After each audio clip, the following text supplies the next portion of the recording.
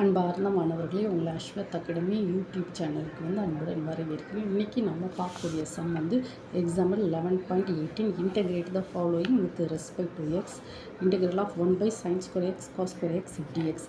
இப்போ இதுக்கு நம்ம எப்படி சம் பண்ண போகிறோன்னு பாருங்கம்மா. 1 by sin square x cos square x dx equal to, இப்போ இந்த 1 எப்படி எழுதலாம்?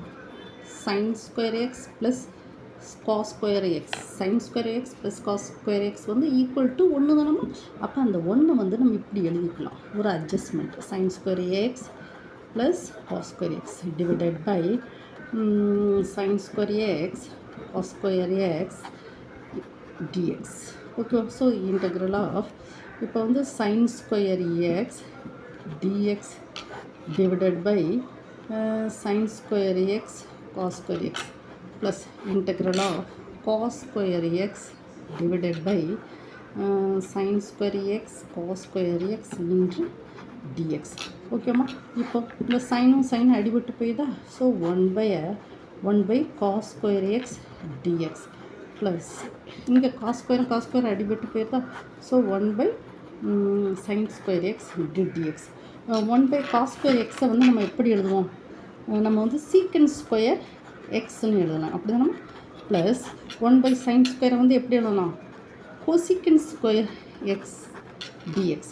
So integral secant square x டிஎக்ஸ்க்கு ஆன்சர் என்னது? tan x. கொசிக்கனுக்கு minus cot x plus c. tan x minus cot x plus c. ஓகேவாம்மா. ஸோ தட் இஸ் 1 by என்ன எழுதலாம்? sin square x cos square x எப்படி எழுதலாம்? Answer 1 integral of 1 by sin square x cos square x dx tan x minus cot x plus C. இப்படி நம்ம இதுதான் கரெக்டான answer. ஓகேவா? இதில் ஒரு சின்ன அட்ஜஸ்ட்மெண்ட் என்னது? sin square x plus cos square x equal to 1. அந்த 1க்கு பதில் இதை நம்ம சப்ஸ்டிட்யூட் பண்ணிவிட்டு இதை நம்ம கொண்டு வரோம். ஓகேவாம்மா?